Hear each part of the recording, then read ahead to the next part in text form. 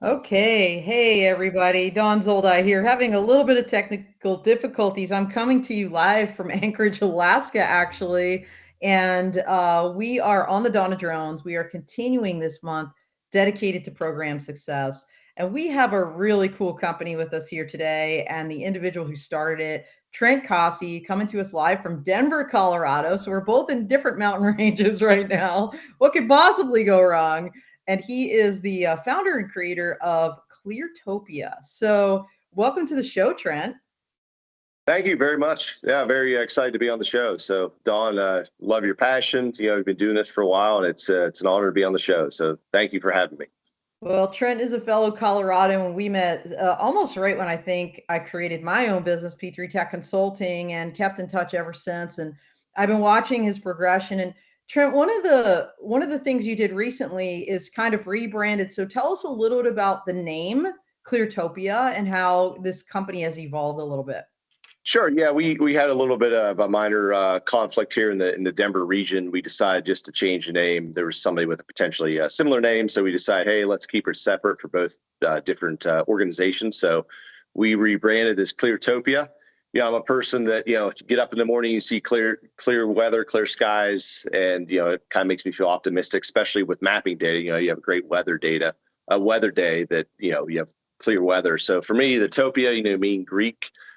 In Greek, it means landscape. So, Cleartopia we came up with, and that's what we're sticking with. So we've recently done a kind of a soft rebrand. The website, we switching over soon. If you go to the website now, it does have all the Cleartopia logos and everything else. So we'll be in the next couple of weeks fully rebranding. So. Yeah, it's always a process, isn't it, Trent, when you have a business? And I know this is a relatively new business. We're going to talk a lot about that. But before we do, tell us a little bit about your own background, because it's really interesting. Sure, absolutely. I grew up actually about 50 miles west of Pittsburgh, in the train derailment city of the world these days, East Palestine, Ohio. It's right on the Pennsylvania-Ohio border. So I lived in Washington, D.C. after my studies at Penn State. I had a background in remote sensing, a little bit of soil science as well, and then spent some time in Denver, spent some time in Chicago, San Diego, back around Denver, and really focused, on the geospatial technology. My 20-year background in hardware, software, data, and really, what really, for me, satisfying work is seeing the customers successful with the solutions that we provide. So I'm really passionate about the data, the solutions, seeing the customers very excited about the data and the analytics coming out of the solutions that we provide. So, my background as well, I have 5 and 7-year-olds, so pretty busy all the time. Two boys. They're actually here today. They have. I know they're running around, so I know inevitably we're going to hear them in the background. So good thing you told us. Good. So work hard, play hard, do a lot of skiing, snowboarding, mountain biking. Pretty much around the fitness and keeping the health, on an even keel as well too. So we're all busy and everything else, and passionate about Colorado. It's a great spot for geospatial business. We call it Geospatial Alley, all the way from the Springs all the way up to Fort Collins, between some of the oil and gas work, the tech, and government employees here as well. So it's a great spot to really focus on the UAS and geospatial worlds as well. And you also have an incredible dog who's a lab mix named Bear, and I see Bear all over LinkedIn. You take him with you all the time.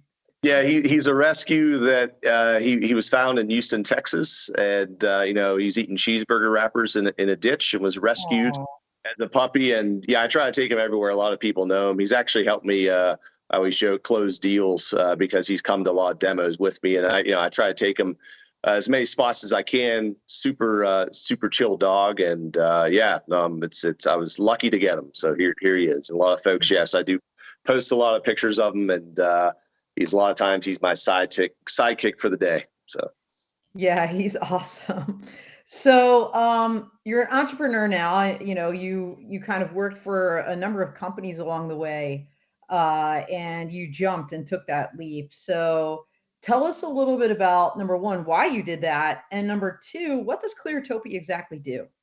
Sure. So summary wise, yes, I've worked in the hardware side, the software, satellite imaging collections. Last 20 years, made a lot of contacts. Served on the board, the president of the ASPRS region a couple times out here, one time in 2010, and then in 21 during the pandemic. So I have all this knowledge, and it's, I can put together a lot of different solutions. So I sat back, I was at Wingshore for over 4 years, and I said, it's time to try this out and, see if we can put together these solutions. So Cleartopia's number one focus is on the success of the customer. We focus on oil and gas customers, a lot of energy, surveying groups, service work, and then also government customers as well. So what Cleartopia actually does, so we look at the best in breed hardware solutions out there, to basically do your mapping work, whether it be a quadcopter, fixed wing, even the smaller like ones like Skydio as well.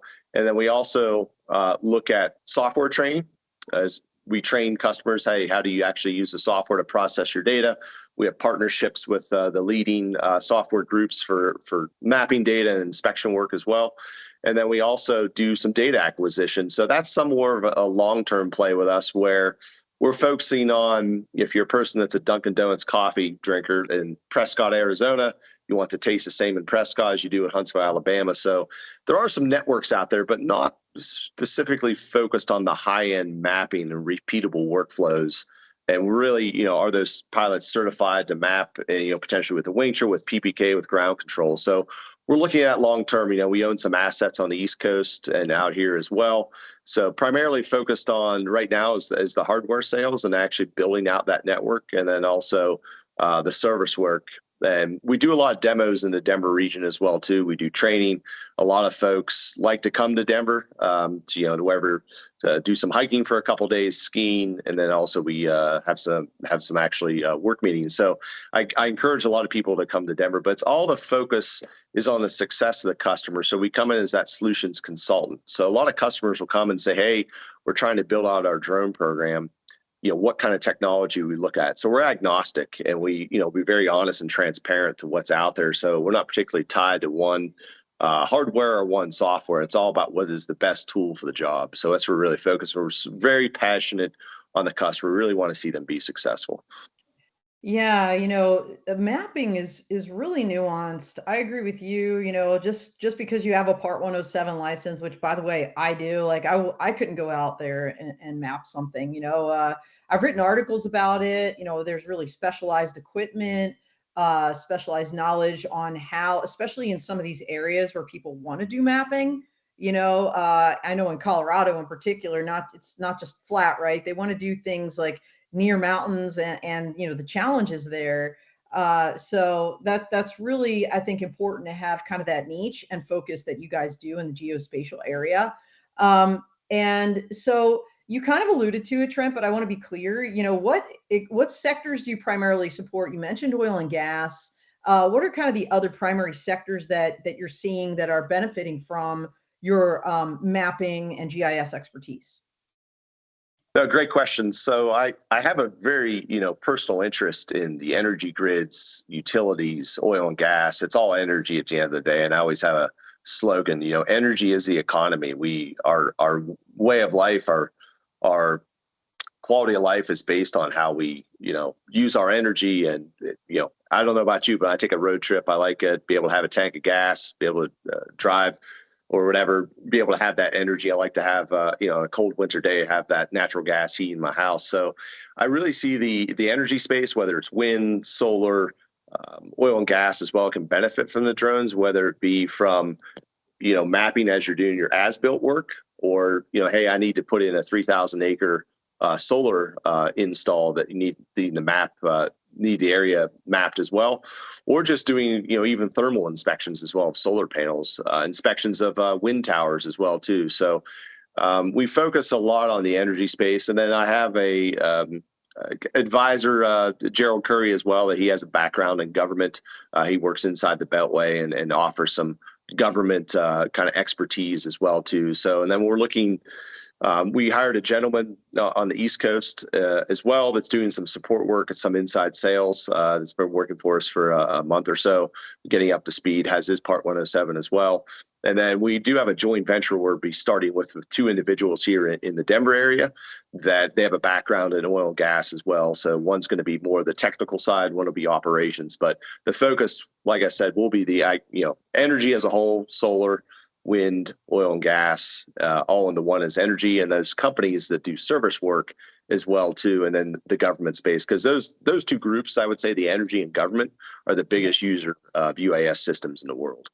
Yeah, I think so. I mean, Trent, I don't know that I saw you there maybe next year, but I went to Houston for the Energy Drone Robotics Coalition Summit, and that's a kind of that's that crowd, right? I mean, that's where they're going, and absolutely early adopters of advanced technologies. I've seen a lot of ground robots, obviously maritime underwater vehicles, depending on what they're looking at. But really unique platforms are coming out very specifically for that sector. And so maybe, that's a great segue to talk about the hardware that you're using and why you're using it. So kind of give us, a little bit of an overview of the technology that you're focused on with these verticals.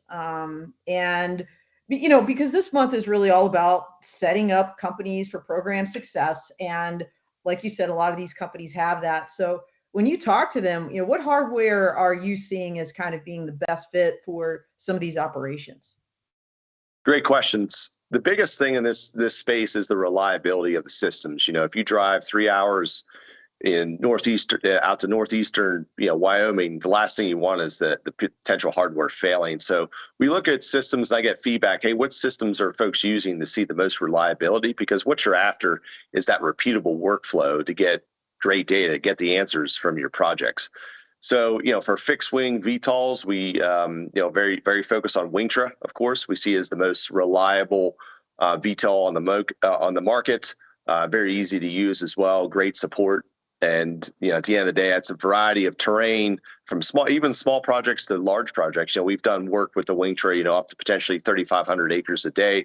They have a new camera payload out as well, but it is a reliable system, easy to use, very easy to set up. So that's what folks are after. Even my 7-year-old knows how to flight plan on Wingtra Pilot. So of course, I she has to know. fly. I think Yep. did you do a video of that with your son? I might have, who knows, maybe a couple of years ago. Well, and I have to say, you're right. Wingtra, it's just kind of like press a button that it's a VTOL, just flies up, and then boom, and it starts like autonomously mapping a certain area based on the grid that you programmed in there. And Trent, you've been to the Colorado UAS Roundup, right? Absolutely, yes. Yeah, so they're having that towards the end of September this year. So shameless plug for our Colorado folks and anybody that wants to come to Colorado again. They do this thing out in Buena Vista, and they have right. They have the nation's only outdoor drone park, and they do demo day, and that's where I think I first saw the Wingtra demoed. In fact, you may have been involved in it, Trent, because it was early on when you were, I think, still working there. But super cool. And fun fact, I saw those guys at AUVSI, was it AUVSI? I forget where it was. They had a booth and they were doing the Wingtra dance. So they created a little dance based on how it like, the little test it does, and then the wings flap, and then it like goes, it's hilarious. So keep an eye out, everybody. If you haven't seen the Wingtra dance on TikTok, coming to you to social media soon, but really cool. Yeah, no, we're looking forward to the Roundup show. Dennis Heap out there puts on a great show. So he's tirelessly working on getting the drone. They call it a drone park out there, and it's 120 miles from Denver. It's a beautiful area, collegiate peaks. It's great for testing. Even it's above 8,000 feet or so, so it's Yeah. great for testing. Your high altitude props and all that. It Other is because you know what? And you know this, Trent, some platforms, they don't do so well in the high elevations. And I'm not going to mention the company, but last year one of the companies, brought their drone from kind of far away across the country, and they're like, "Yeah, we can't fly." So, but that was a good data point for them, right? Like, wow, we may need to tweak something here. So, Wingtra is one of the companies. Who are the other ones you're kind of focused on? Yeah, so we also have a distributor reseller agreement also with Skydio. So I'm very excited about that partnership with them. We've done really well, focused on utilities and oil and gas. Anybody wants to come to Denver to see a Skydio demo, please reach out to us. But Skydio, as an American drone company as well, created this amazing AI software as well, 3D scan. Which you can create. It's the best drone on the market for creating your smaller to medium sized digital twins. And you look at it as this. The great coffee is the software they have, and the coffee mug is their drone. So they're doing some very exciting things, and we're providing feedback from customers and so forth. I see a variety of use case applications, but a great team with great energy. I really enjoy working with those folks, and we're going to some events here in the next couple months with them. And then also too, we look at some other groups. We're looking at strongly at LiDAR sensors. That's a different ball game. It's with different quadcopters as well too. So that's a challenge where you fly something 3,000 acres with a Wingtra. Then of course to fly something 3,000 acres with LiDAR, a lot of data, more batteries. It's a heavier payload. So we're kind of sitting back right now and looking at some of the systems that are out there. Then also too, a lot of them have to be certified by the government to be approved to fly. They have the blue UAS. Now it's the green that's coming as well. That, these sensitive areas, we won't get into geopolitics, but, hey, sometimes, if it's critical infrastructure, a certain drone needs to be used. So you have to keep that in mind as well, too. So, it's a great time to be in this industry. I think it's just the tip of the iceberg of what you can do, because I've even met, very intelligent people outside the industry. They ask what we do, and they sit back and say, I have some ideas, let me make some calls. Let's actually meet for coffee and talk about that, because there's applications that I don't even think we've thought about as well. So we primarily, like I said, focus on the mapping. We're looking at some inspection work as well too, but primarily focus on that repeatable workflow mapping to provide those solutions to customers as well. And then the whole ecosystem of getting the data out to different business units. A large oil and gas company like, say, Exxon, they may have Right. 30 different players that want to look at that data in 6 different offices. So that's always a challenge as well, where the data is, it's a large amount of data. You collect, for example, 1,000 acres potentially. You're looking at, over 80 gigabytes of data. So if you're out in the middle of nowhere, how do you get that data up to the cloud? You have battery restrictions, moving the systems around as well too. And some of the network stuff that we're talking about, we're trying to streamline it all, almost like a Southwest Airlines where they only fly 737. So you stick with a certain type of UAS platform, have that repeatable workflow, really know it, work with the manufacturer as well too to provide that support. So That said, Trent, maybe a bad analogy because I think it was Southwest that had that horrible software glitch yes, based on their legacy systems. This like Christmas, right? Or people are getting yep, stranded right, left, and sideways. But look, let's face it. 737. That's the hardware, just like the drones you just talked about. At the end of the day, when you're talking about data, when you're talking about these, these are systems and software matters, right? So you're also very much knee deep in the software. Tell us a little bit about that. Sure. So the software side of things, it's always about getting better data and being able to share that with decision makers. A lot of folks, upper management, C-level executives, they could care less about the drone that was used. We had a guy the other day that said, "Hey, I don't care where the data is coming from. It could be a flying poodle with 10 cameras on it. I just want that, Now you that know, I'd like to see. to show my manager to say, hey, does this exist? Do we need to replace this?" So Yeah. that's where they want to save. We hear this term a lot, that phrase in the industry, save time and money, which I hate that phrase, save time and money. It's about, hey, making things safe, reliable, and cost effective. It's not about being Amen. cheap. Safety first, right? Exactly. So the software side, there's a lot of AI that's popping up as well, which I think we have to be careful about. Where, oh, you can just run your imagery through this platform and get all the answers. Well, we've seen, especially with our joint venture with a couple folks, say, hey, there's still a lot of manual work that needs to be done for extracting information. So I think as that progresses, I think we're going to see some amazing results maybe in the next couple of years. But a lot of stuff's not ready for the market. A lot of folks, investors say, let's just get on the market. But you see a lot of manual, kind of semi-manual work in the background. So but it's exciting, to potentially extract things automatically. And I think the cloud usage is ever becoming, bigger than ever as well too. So do you want to build your own, system in your office where you have 4 or 5 servers? That's a lot of money. So Yeah. that's something that the cloud, whether it be AWS, Microsoft Azure, Google, to let the cloud power do its heavy lifting and be able to process that data where everybody sleeps. You wake up in the morning, you have your results. And the challenge is there as well, that being able to get that information out to the people across the country as well. So, even emergency response, Pix4D has a great software called Pix4D React that you can go out and fly 80, 100 acres and have it processed in a few minutes and have decision ready imagery.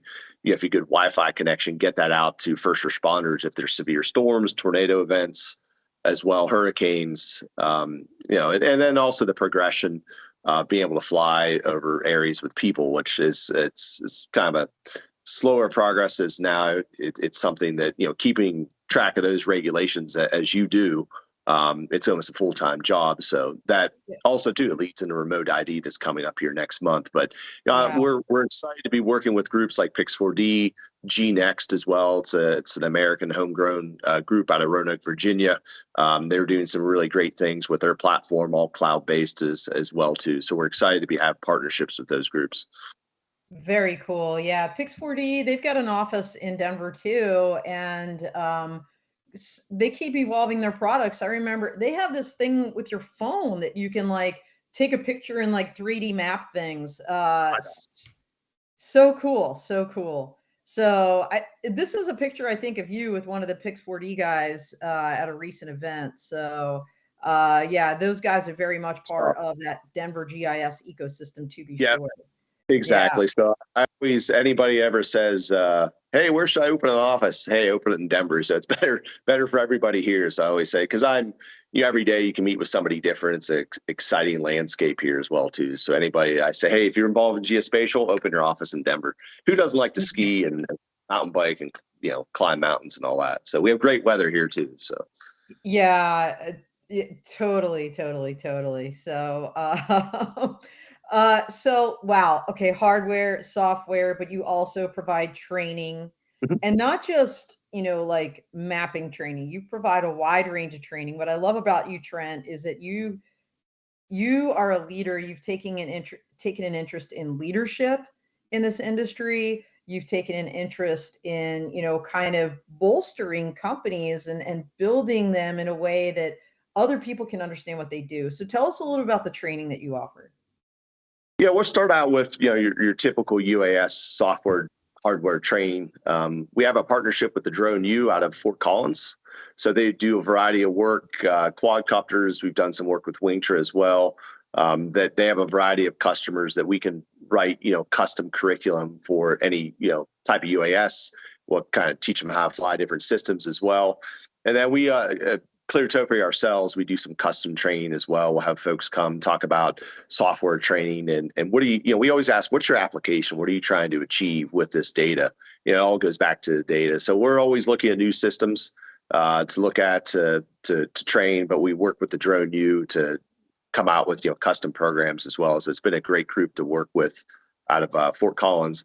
And then I have I wouldn't say it's a special interest, but I've been doing sales for the last 20 years. And I first started in sales. I was probably more introverted, young guy out of college, and basically What? Trent introverted? I don't see it. out of necessity, I had to become an extrovert. But here's your sales quota, here's a laptop, and here are your customers. So I had some managers along the way that very hands off. I had a particular one at Eagle View that really, it really kind of stoked my passion and competitiveness, because I am a competitive person where if you have a sales quota, how are we going to go out and get those customers? What's your plan? So I really like working even with the younger folks where, hey, I'm struggling to make contacts. There's a variety of ways, whether you use LinkedIn, Apollo, Zoom Info to get information, because I think it's an art to the sale. There's no right way to do the sale as well. Everybody tries to do like a workflow potentially, especially on the engineering side, where humans, we're the most unpredictable species on the planet. So really get to know your customers, where they like to ski, where they vacation, get to know their kids, ask questions, because at the end of the day, especially after the pandemic, Yeah. we're yearning for those close connections, I think. And, we're human beings. We're never going to take that out of our DNA. So I really, we've done some private sales trainings. I've worked with individuals to really say, hey, get to know your customers, ask a million questions about what problems they're trying to solve. So we, believe it or not, we'll do some sales seminars. You were part of one in the fall. We did. I think it was that snowy first snow that hit Denver in November. Yeah, that That, was super fun. Yeah, it Trent, was. I forget where I had come from, but I'd flown into the Denver airport. I wound up staying overnight because I knew your seminar was, oh, I know what it was. Fun fact, everybody, I was taping a PBS special that's going to air this fall on drones and eVTOL. And when was this thing? It was in January, right? This was mid-November, the week before Thanksgiving, actually. Yeah. No, no, no. Yeah. Oh, yeah. Okay, so I had been out to Archer in California for their big reveal of the Midnight aircraft, and I fly in, I stay overnight at the hotel because I think I got in at 1 in the morning, and I wake up and it's snowing, and I think it took me like an hour to get to your seminar that normally would have taken like 15, 20 minutes. Like, but honestly, so worth it. So worth it.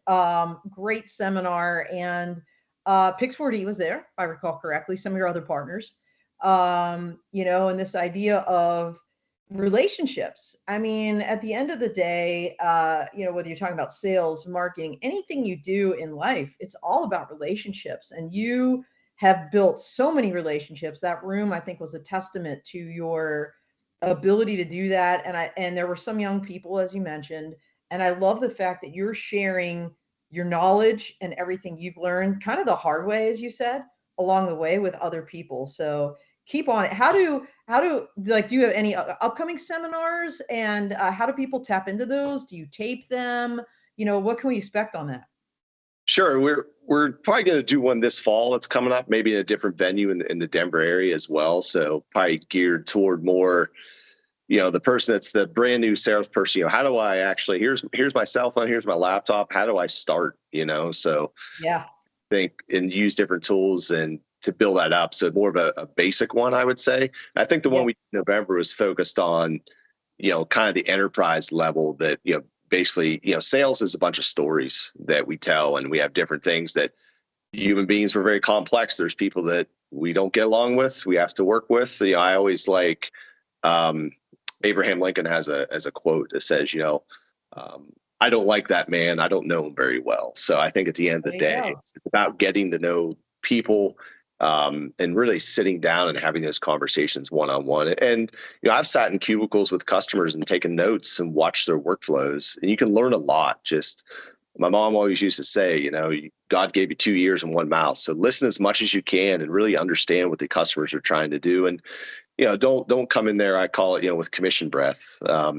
Trying to move on to the next account. We all have, every company's trying to be, profitable, and we all need to make a living. But I think it's building those relationships. I have friends now that started out, as customers that we go skiing now, or if they're ever in Denver, we always, grab a coffee or grab a beer. So that to me is very satisfying work, at the end of the day. So I always, we're going to be coming out probably with another side brand as well too. We won't talk about too much on the sales training side. So that's something that I'm just very passionate about. I try to pick up one sales book, every quarter. Some of them are great, some of them are not so great. So at the end of the day, it is all about the relationship with the customers, and building that and really understanding their pain points and their problems that you're going to solve. Absolutely, absolutely. Let's talk about some of your success stories, because I know you've got a lot of them. But as you kind of reflect back in this kind of GIS space mapping, Is there one story that stands out that you're like super proud of, some kind of accomplishment or achievement? That's a good question. There's been a variety of customers we work with over the years. U.S. Army Corps of Engineers to Chevron to Exxon. We've done some. I've done some work. One of my probably most interesting projects was with Lockheed Martin. It's a public project now. It's called Shadow Harvest. Yeah, I was with a group called Aplanix. They were actually a subsidiary of Trimble, and I was responsible for selling military and rapid response aerial camera systems. It was called a DSS system at the time. It was a 439, fourth generation, 39 megapixel. They're doing the direct georeferencing work. And this is the height of a lot of the Afghanistan. Wow. So what they were doing, they wanted to put aerial camera systems on the wings of C-130s. So, and then also run basically Ethernet cables from the wings and process the data in real time on board the C-130s. You can look it up. It's a C-1. It's called a Shadow Harvest program. And it's basically mapping for ISR work for work in Afghanistan. Yeah. So there were some custom mounts that had to be done. And at the end of the day, the Aplanix and SOMAG teams got together and produced a phenomenal integration that it was probably an 18-month sales cycle with that. And then, Lockheed Martin came back and said, we'll take several systems. So that was something. I think I ended up taking a 10-day vacation after that because it was one account that I worked on. And it was actually with the Skunkworks program too. So I still keep the guy's cards on my desk that has a little Skunkworks that says, hey, I did some business with Skunkworks. I've been out to Palmdale and everything. So that was one of the most satisfying because I got to meet some pretty interesting folks at Lockheed as well too. And actually even one of the relatives of one of the Jimmy Doolittle. So that was something that was very work that we did. So that was, of course, this is 10, 12 years ago, I think. But, there's been some work where I've done, some remote island work and so forth, and got to go to some pretty interesting places. Got to go to Europe a lot as well, too. But, at the end of the day, it was, customers are doing some very interesting things with technology. So that was a really satisfying project to complete. And to this day, I'm still occasionally reach out to some of the engineers I work with at Lockheed, and that was, like I said, very, very satisfying work. Very cool. So yeah, and obviously you're doing the mapping with the oil and gas, and you said government defense is part of that, just to kind of foot stomp that. By the way, just two quick points.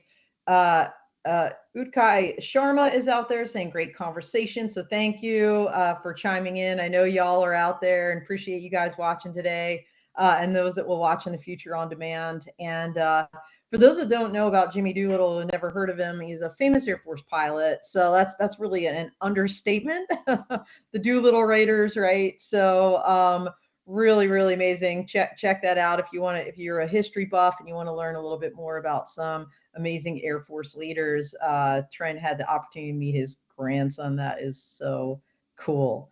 So let's talk about what's next, because there's a lot of things, well, let's talk about what's new, right? Like, there's a lot of technology evolving in this space that you're using. And one thing we've seen in the inspection space are these kind of drone in the box solutions, a lot more autonomy.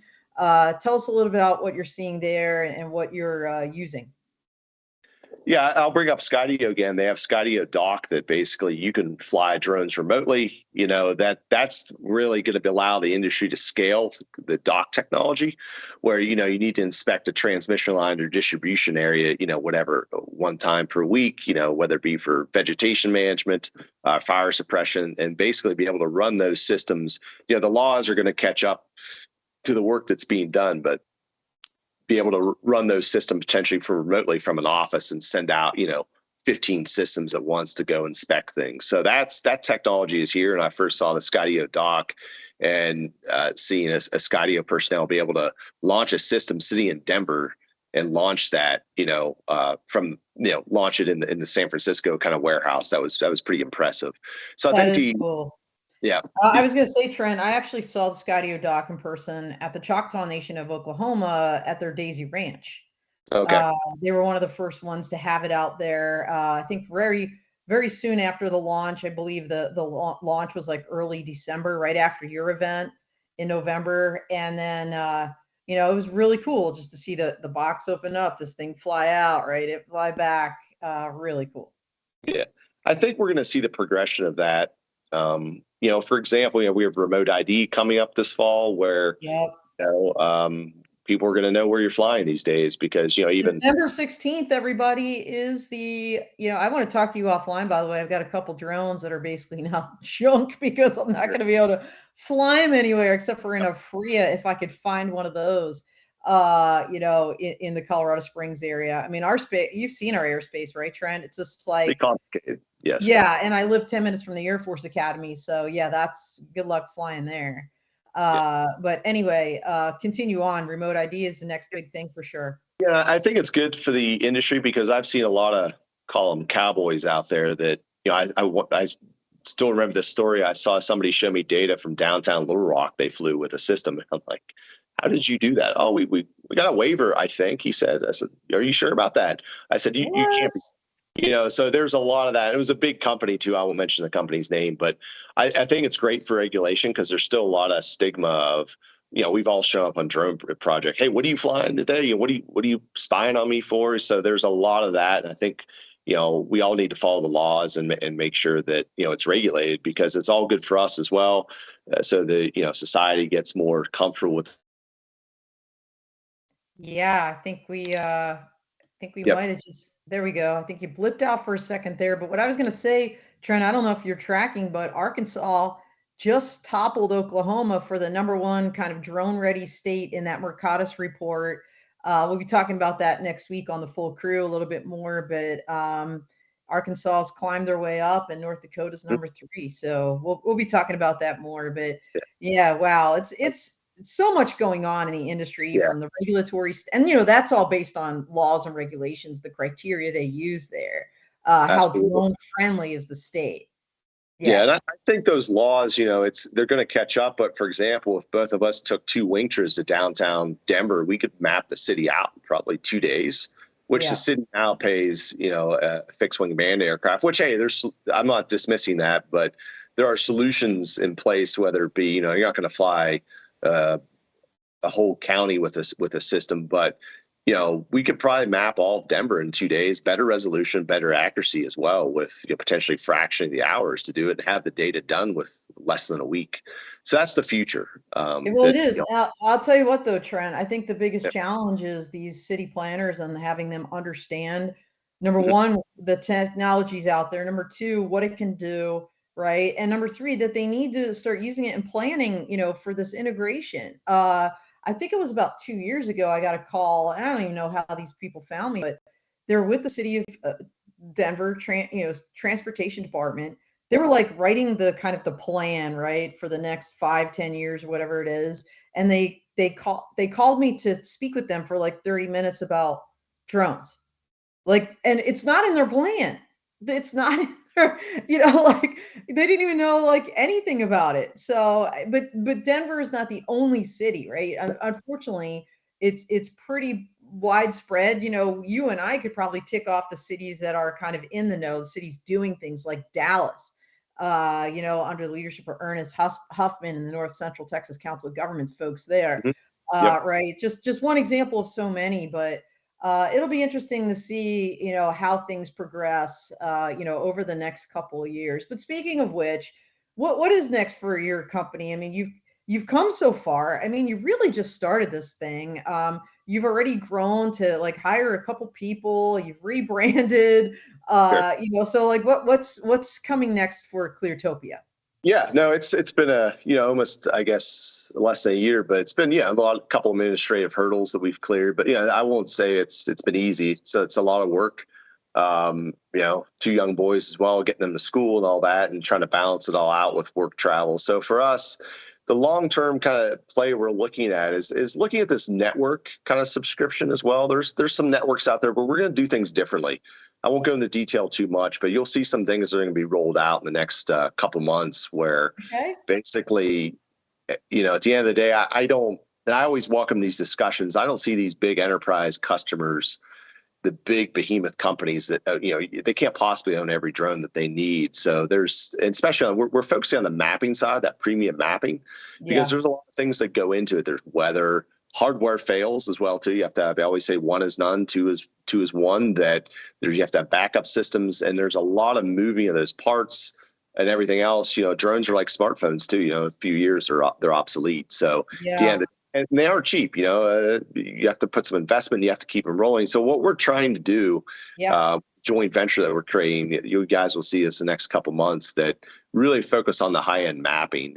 We're not focused on cheap and save money and cheap. We're going to create good data, and we have some things in place that we're working on. So at the end of the day, we're going to build out that Cleartopia network, where say, hey, if you need 75 flights a year, we have some players involved that we're working with that are very knowledgeable, outsiders as well too, to be able to pull this off. So that's what we're looking at. And also, whether it be looking at using Skydios or Wingtras, we're selling those as well too. So if you want to be part of the network, we've sold you Wingtras, so you can be part of that. We can train you up on certain types of projects we need. So that's what we're kind of looking at. It's that annual recurring revenue as well too, if it's a subscription. So at the end of the day, you get great data. So I know the challenge is, the service work that we do now, a little bit of work we do, you price it out, and then you don't hear from them for like a month, and then they call you up on a Monday. Hey, can you be in Dallas Wednesday? Well, let me scramble to find somebody who has that particular type of system, because, and you want them to be able to know what they're doing as well too, because there's so many groups out there that there's an art to flying with PPK and ground control points and everything else. So any way you can potentially automate that as well, but there's still a lot of areas that, for laying like ground control points out that need stamped by a surveyor, which we don't do any surveying work. We'll contract that out, but there's a lot of art, and I've seen millions of projects, that not millions, but lots of projects that go south because it was collected wrong, not enough ground control. There's this issue with the camera. So at the end of the day, we need to streamline that. So that's a long-term play with us, but you'll see some information on that in the next couple months, that we're working with some groups working on back end as well too. So I'm pretty excited about that, because there's so many more and more projects. July, we always say, was kind of quiet. As soon as I came back from vacation, my phone's been ringing a lot. Hey, I need this project, that project. What do you about this system? So I think this fall, with the strange weather we had this spring, already see it. This fall is going to be really busy for the UAS mapping space, whether it be hardware sales or service work and everything else. So we're pretty excited about that. So and then for me, I don't mind travel and going to conferences and stuff, but I try to, work with companies and even 1099 pilots that can do that work for us and so forth. Because, you get tired. As you travel, you come back. Man. I was in Baltimore last week. I'm in Alaska this week, and somebody called me like before, like about a couple weeks ago, like, do you want to come to DC for this counter UAS thing? I'm like, no, no. I'm really trying to only travel 1 week a month, which is even a lot, right? I did that towards the end of my federal civil service career. That's draining, but it's a great segue, Trent, to ask you, where might we find you next? Like, where might people see you in person if they don't come out to Denver to have a coffee or a beer and meet Bear, your dog, and fly some drones with you? I always welcome people to come to Denver. I've been actually, for demos of our units, we actually offer right now through September 30th, one hotel room for a night and one airfare ticket. So if you want to come to Denver and see a demo, we have multiple fields that we can demo at down south here, one up north as well. So that's something where, we'll also throw in a dinner as well to come see us, talk about the industry. But we're going to be, I will be at the commercial UAV show in Las Vegas for at least a couple days. So that's probably the next time. Yep. Next time you'll see us. And then we're looking at a couple events in the fall as well too. So we're actually rebranding our trade show booth at this point. So that's something that we're looking at, some of those. And then also too, we'll be looking at doing some other seminars, kind of, I call them, kind of spend the day with Cleartopias in our co-working space. We'll probably do one of those in the fall as well, where it'll be focused on utilities, oil and gas folks that want to come and talk about data, talk about different platforms, Skydio, Wingtra, and so forth. So that's something. Yeah. So the closest one now is Las Vegas there after Labor Day. Gotcha. Yeah. So much going on this fall, to be sure. And so much going on with Cleartopia. We are at the end of our time together. I knew it was going to fly, Trent, but just wanted to thank you, of course, and thank everybody out there. Thank Unmanned Safety Institute, of course, for sponsoring this month dedicated to building program success. And Trent, if people want to reach you, how do they find you? Yeah, I'm on LinkedIn all the time, so you can look me up. Trent, Trent. Last name's Casi, Casi. Look me up on LinkedIn. Go to will be the Cleartopia.com or .io will be probably up and running by the end of next week. But you can still go to Clear Sky Solutions right now and find us on there. So, yeah, I'm always up for a coffee. Grab a dinner, talk about the UAS and systems. So I really enjoy those conversations, how they're going to actually solve real world problems. So, and I'm really focused on the data side of things, the analytics coming out of those systems, but also to evaluating the hardware. What are the best systems to collect that data? Well, awesome. And thank you so much, Trent, for this time together. I really appreciate you. Best of luck as Cleartopia continues to grow under your leadership, and we will absolutely be in touch. In the meantime, everybody, we are out here. All right.